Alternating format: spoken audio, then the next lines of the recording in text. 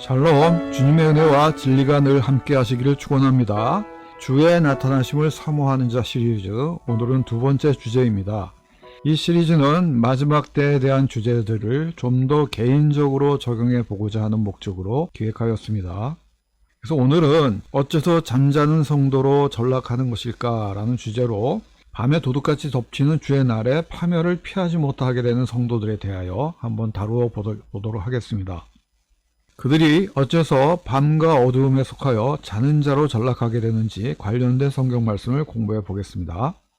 구원의 대상이 분명해 보이는 성도들임에도 불구하고 어째서 어떤 성도들은 잠자는 자로 전락하는 것일까요? 그들의 상황에 대해서 관련된 성경 말씀이 이렇게 묘사하고 있죠. 데살로니가 전서 5장 3절부터 7절까지 말씀에서 보면 그들은 자는 자이며 취하는 자들입니다. 왜? 밤이나 어둠에 속하기 때문에 그렇다고 하는 것이죠. 그래서 자는 자들은 밤에 자고 취하는 자들은 밤에 취하되 이렇게 되어 있습니다. 이것과 관련된 구절이 누가복음 21장 34절 말씀이죠. 너희들의 마음이 방탕함과 술 취함과 생활의 염려 안에 무거워지지 않도록 하라는 얘기입니다. 그래서 만약에 방탕함, 술 취함, 생활의 염려 안에서 마음이 무거워지면은 그날 밤에 도둑같은 주의 날이 모르는 사이에 뜻밖에 덮치게 될 것이라 그런 얘기죠. 그래서 이들은 밤과 어두움에 속하기 때문에 잠에 빠져 있거나 무엇인가 취해 있고 또한 생활의 염려로 마음이 무거워져 있다는 것입니다. 그럼 왜 이런 상태에 빠지게 되는 것일까요? 왜 밤에 또 어두움에 속하게 되는 것일까요? 그들이 이러한 상태에 빠지게 된 원인에 대해서 가장 좋은 실마리를 제공해주는 구약의 말씀이 이사야서 29장 9절로부터의 말씀입니다. 한번 같이 읽어보겠습니다. 너희는 놀라고 놀라라. 맹인이 되고 맹인이 되라. 그들이 취하되 포도주로 취하지 아니하였으며 비틀거리되 독주로 인해 비틀거리지 아니하였나니 여호와께서 깊이 잠들게 하는 영을 너희에게 부으시고 그리고 너희 눈을 닫으셨으며 이렇게 되겠습니다. 여호와께서 깊이 잠들게 하는 영을 부으셨다는 얘기예요.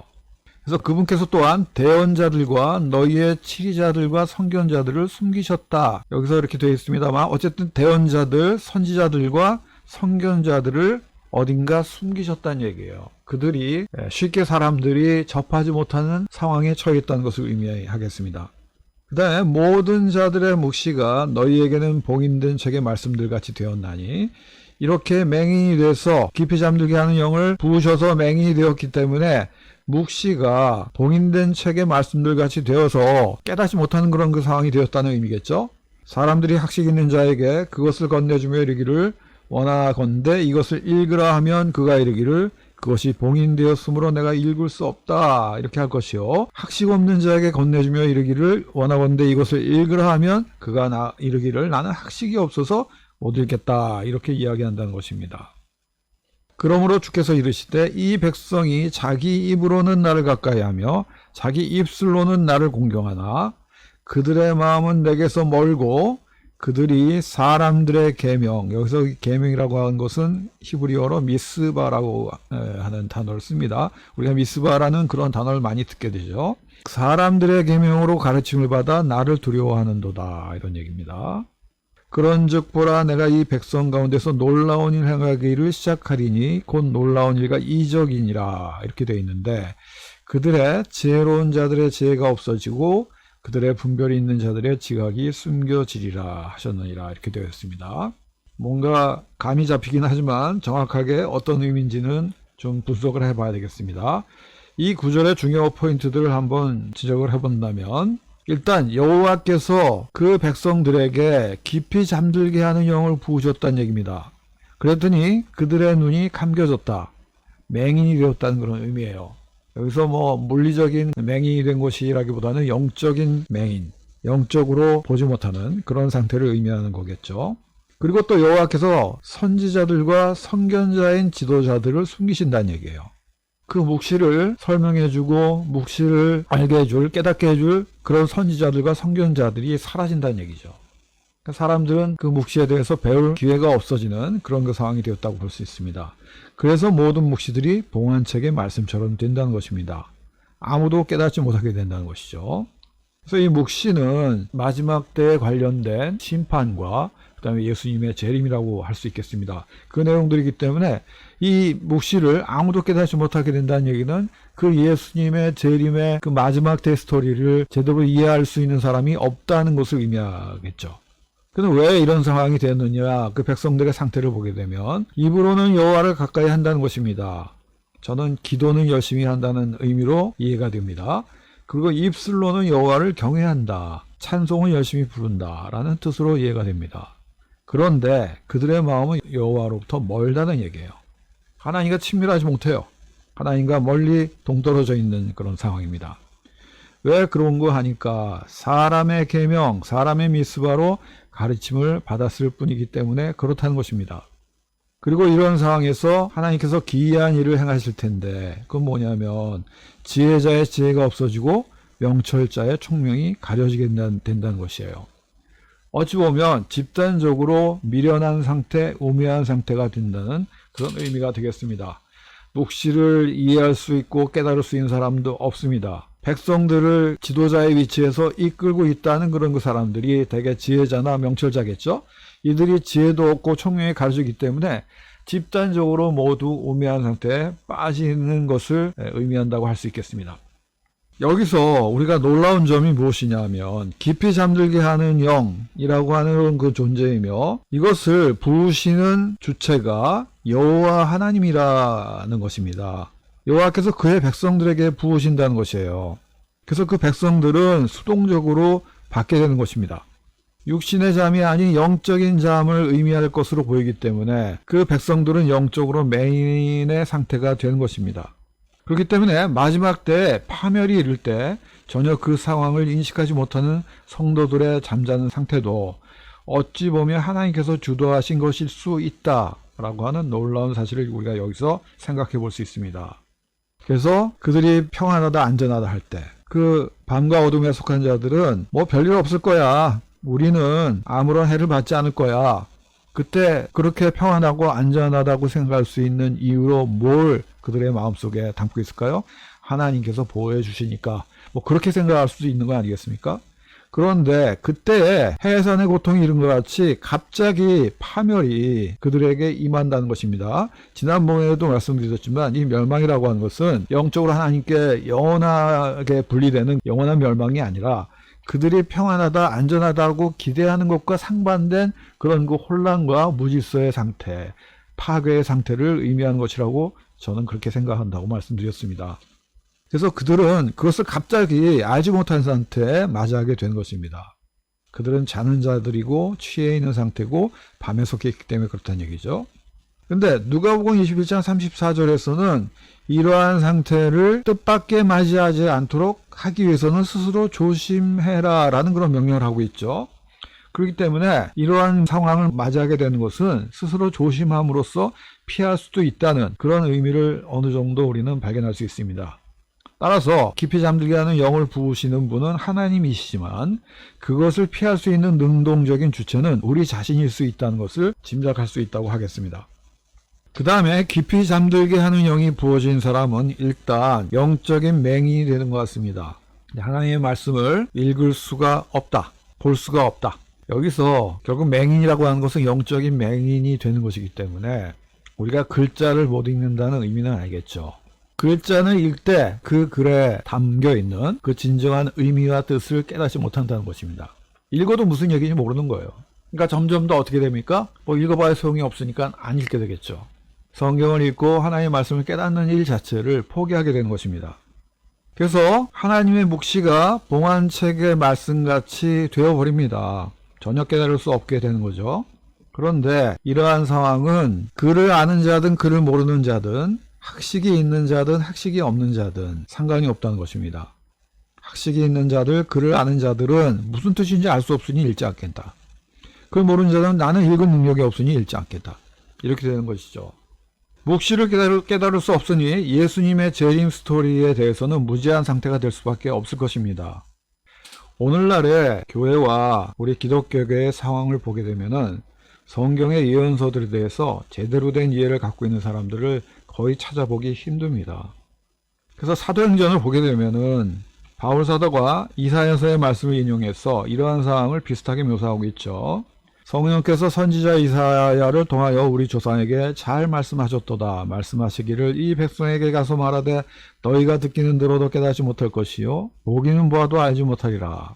이 백성의 마음이 무디어 귀는 듣는데 둔하고 눈은 감았으니 이는 눈으로 보지도 못하고 귀로 듣지도 못하며 마음으로 깨닫지도 못하고 개심하지도 못하게 되어 나로 그들을 치유하지 못하게 하려 함이라. 이렇게 되어 있습니다. 어떻게 보면 하나님께서 이스라엘 백성들이 개심하여 치유를 받지 못하게 하시려고 눈과 귀를 어둡게 하신 것을 묘사하고 있는 것인데, 이 상황이 오늘날 개신교의 상황, 신약교회의 상황에서도 별로 다르지 않다고 저는 생각이 됩니다. 예수님의 재림의 스토리에 대해서 제대로 성경적으로 정확하게 깨닫고 이것을 가르쳐 줄 수 있는 사람이 거의 없어요. 그렇기 때문에 이 예수님의 재림 스토리를 이해하려면은 스스로 나서서 공부하지 않으면 안 됩니다. 그리고 번역 성경 의지해서도 절대로 안 되고 원어 성경으로 또 직접 자기가 연구하고 직접 따져보고 결국 깨달을 수밖에 없다는 것입니다. 그런데 이사야서 29장 말씀을 보면 하나님께서 깊이 잠들게 하는 영을 부으신 이유를 설명을 하고 있습니다. 이것을 우리들이 깨달아야만 우리는 이런 상황에 빠진 것을 피할 수 있겠죠. 이 영을 부으실 수밖에 없었던 그 백성들의 상태를 입으로는 여호와를 가까이 한다. 입술로는 여호와를 경외한다. 하지만 마음은 여호와로부터 멀다는 얘기입니다. 기도는 열심히 하는 것 같은데 찬송을 열심히 부르는 것 같은데 그렇지만 그 마음은 하나님으로부터 멀기 때문에 그 모든 행위들은 외식하는 자의 것과 다를 바가 없다. 그렇게 이제 보는 것이죠. 그런데 그렇게 되는 이유는 뭐냐면 그들이 사람들의 계명으로 가르침을 받아서 그렇다는 얘기예요. 하나님을 두려워하는 것 같긴 한데 사람들의 계명에 따라서 두려워하는 것이기 때문에 하나님을 어찌 보면 제대로 이해하지 못한 채로 엉뚱하게 기도도 하게 되고 찬송도 드리게 되는 것이 아닌가. 그러니까 하나님께서 원하시는 기도를 못 드리고 하나님께 알맞는 그런 그 찬송을 드리지도 못하는 그런 상태가 되었다는 것을 의미하지 않을까. 우리가 그렇게 추론을 해볼 수 있습니다. 예수님께서도 이 말씀을 인용하셨죠. 마가복음 7장 6절 8절 말씀을 보면 이르시되 이사야가 너희 외식하는 자에 대하여 잘 예언하였도다. 기록하였을 때 이 백성이 입술로는 나를 공경하되 마음은 내게서 멀다. 사람의 계명으로 그 교훈을 삼아 가르치니 나를 헛되이 경배하는도다 하였느니라. 너희가 하나님의 계명은 버리고 사람의 전통을 지키느니라. 그래서 이 말씀에서 보면 사람의 계명으로 교훈을 삼는 이 과정에서 하나님의 계명은 버렸다는 것입니다.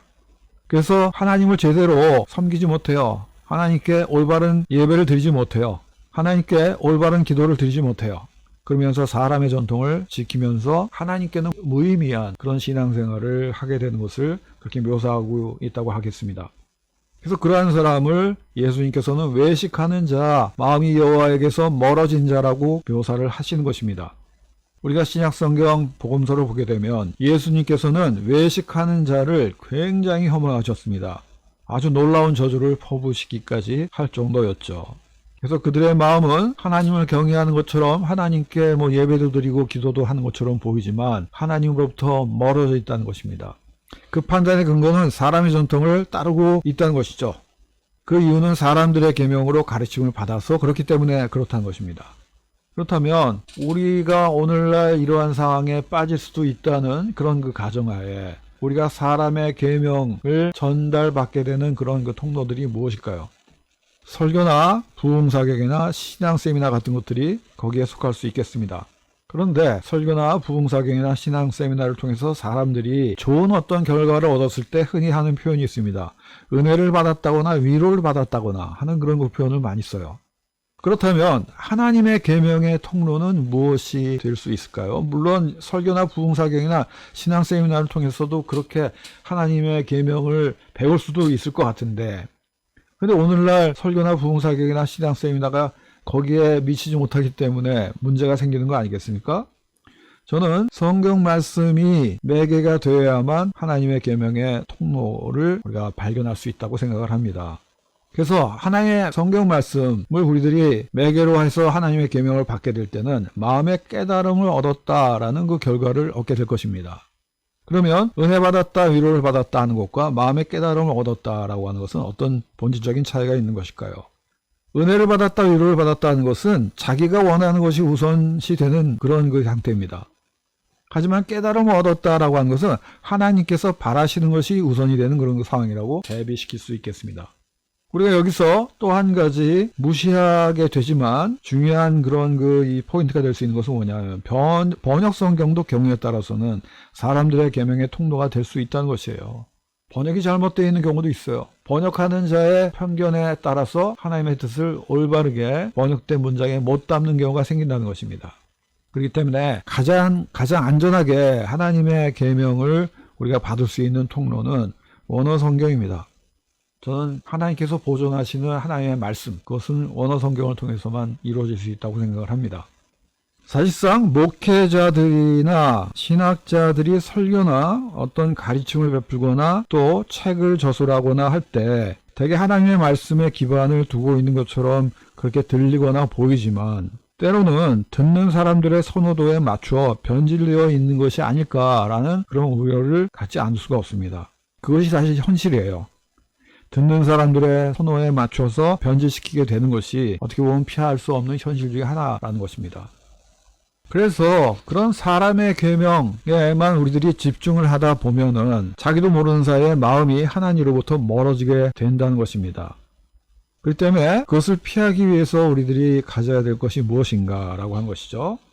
그것은 우리의 마음에 집중을 해서 그 마음에 무엇을 어떻게 정말 채워나갈 것인가 하는 것이 굉장히 중요하다는 것을 우리가 짐작할 수 있습니다. 누가복음 8장 12절 말씀 씨 뿌리는 비유에서 보게 되면은 길가에 있다는 것은 말씀을 들은 자니 이에 마귀가 가서 그들이 믿어 구원을 얻지 못하게 하려고 말씀을 그 마음에서 빼앗는 것이죠. 이렇게 되어 있죠. 또 그 좋은 땅에 있다는 것은 선하고 좋은 마음을 가지고 그 말씀을 들은 자로서 그들은 인내 안에서 고수하여 결실한다. 이렇게 되어 있어요. 마음밭에 뿌려지는 씨앗이 바로 하나님의 말씀입니다. 그런데 거기에 하나님의 말씀 대신에 사람의 계명이 뿌려지면 어떻게 되겠습니까? 그리고 그 사람의 계명이 하나님의 말씀의 본질을 담고 있지 못할 때 우리들의 마음밭은 그저 잡초들로 무성하게 자랄 것입니다. 결국 하나님의 말씀이 싹이 나서 결실을 맺을 수 있는 상태가 못 된다는 것이죠. 그렇기 때문에 깊이 잠들게 하는 영에 취해서 영적인 맹인이 되어버리는 것입니다. 그래서 마음은 말씀의 씨가 뿌려지고 결실을 맺는 곳이기 때문에 말씀을 듣고 깨달음을 얻는 것이 마음인 것이에요. 여기에 사람의 계명, 사람의 미스바라는 잡초만이 무성한 곳이 되도록 그렇게 방치해서는 안 된다는 것입니다. 그렇기 때문에 우리는 항상 취사 선택을 해야 되겠죠. 우리가 설교도 듣고 신앙 세미나를 통해서 어떤 신앙적인 주제에 대해서 가르침을 받을 수 있습니다. 그 다음에 신앙 서적을 통해서 뭔가 지식을 얻을 수도 있어요. 그것을 우리가 접할 때마다 무엇을 항상 걸음체로 준비해야 되냐면 성경 말씀을 걸음체로 준비해야 되는 것입니다. 골라야 되는 것이에요. 하나님의 성경 말씀, 그것도 원어 성경으로 그 말씀들을 검증해야 되는 것입니다. 그래야지 우리가 사람의 계명이 우리 마음밭에 잡초처럼 무성해지는 것을 막을 수 있다는 것입니다.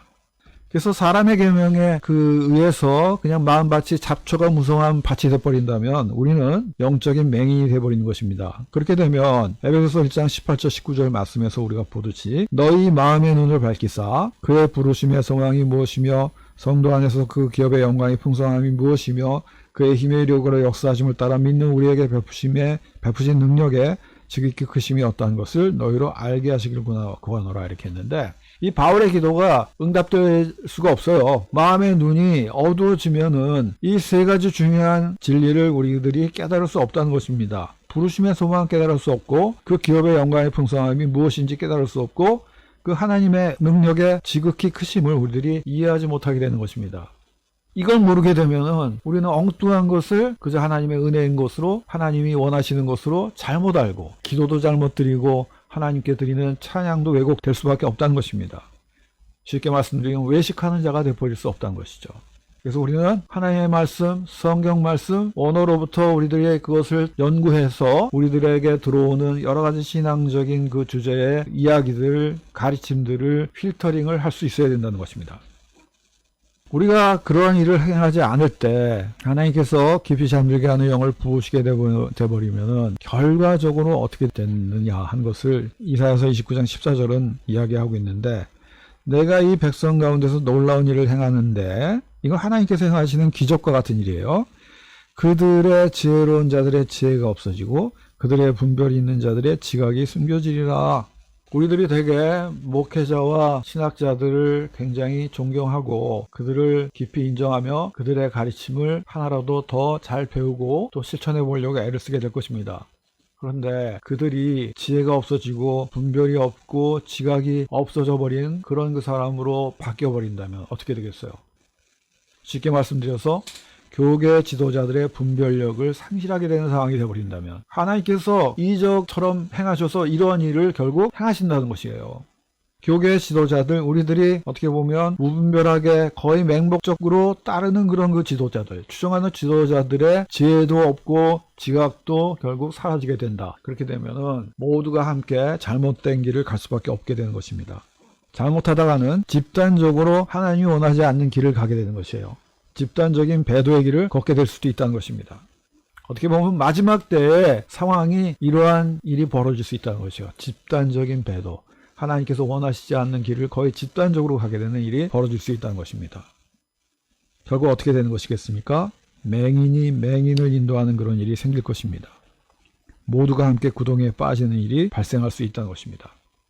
자, 오늘 말씀을 한번 정리해 보겠습니다. 잠자는 성도로 전락하게 되는 이유가 무엇인가? 하나님께서 깊이 잠들게 하는 영을 부으시기 때문에 그렇다는 것입니다. 또 한편으로는 선지자와 선견자들을 숨기십니다. 우리가 굉장히 적지만 하나님의 말씀을 제대로, 하나님의 묵시를 제대로 깨닫고 풀 수 있는 사람들이 있을 수 있겠죠. 하나님께서 이들을 적극적으로 숨기신다는 얘기입니다. 많은 사람들이 묵시의 참된 뜻을 깨달을 수 없게 된다는 것이에요. 하나님의 백성들이 영적인 맹인이 되겠죠. 묵시가 봉인된 책의 말씀처럼 됩니다. 아무리 읽어도 예수님의 재림 스토리를, 그 마지막 때의 그 스토리를 이해할 수 없게 됩니다. 그래서 묵시에 대해서 기독교인 사회의 대부분이 무지한 상태가 되어버립니다. 그럼 하나님께서 왜 그렇게 하시느냐? 외식하는 자들이 가득 차 있는 하나님의 백성들, 그런 그 상태에 있기 때문에 그렇다는 얘기입니다. 그들은 기도와 찬송을 열심히 합니다. 하지만 그들의 마음은 하나님에게서 멉니다. 왜 그렇습니까? 하나님의 계명을 버리기 때문에 그렇습니다. 그리고서 늘 사람의 계명만 찾아다녀요. 자기 마음에 은혜를 주고 위로를 주는 말씀만 쫓아다닙니다. 하나님께서 우리에게 말씀을 주셔서 회개도 촉구하고 바른 길로 가도록 이끄시기 위해서 주시는 그 계명들은 무시합니다. 저는 하나님의 계명을 얻을 수 있는 가장 안전하고 어떻게 보면 유일한 통로가 성경 말씀을 연구하는 것이라고 그렇게 생각을 하는데, 대부분의 사람들이 사실 포기하고 있어요. 목회자나 신학자도 예언서 부분은, 이 묵시에 해당되는 부분은 거의 연구를 포기하고 있습니다. 어차피 모르는 것이라고 생각하면서.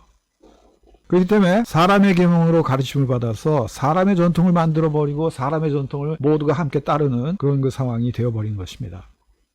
그럴 때 하나님께서 기이한 일을 하시는데 지혜자의 지혜와 명철자의 총명이 없어지게 된다는 얘기죠. 그래서 맹인이 맹인을 인도하는 어처구니 없는 상황이 발생해서 이것이 극단적으로 가면은 집단적인 배도의 길을 모든 기독교계가 함께 따라가는 그런 일로 이어질 수 있다는 것입니다. 저는 깨어있는 자가 되기 위하여 성경 말씀을 직접 원어 성경으로부터 연구하는 일을 7년 전부터 집중적으로 실천해 왔습니다.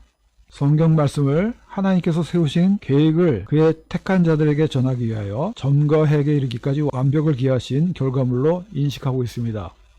그렇게 됐을 때 그야말로 단어 하나하나의 의미를 참 세밀하게 따져보면서 그렇게 연구하게 되더라고요. 그리고 그 결과물로서 보여드리는 이러한 타임라인을 그릴 수 있게 된 것입니다.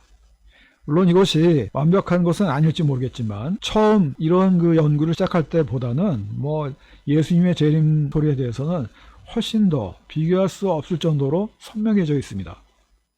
그렇기 때문에 자연스럽게 저의 가장 큰 소망은 역시 예수님의 다시 나타나심, 재림을 강력하게 소망하게 된 것입니다.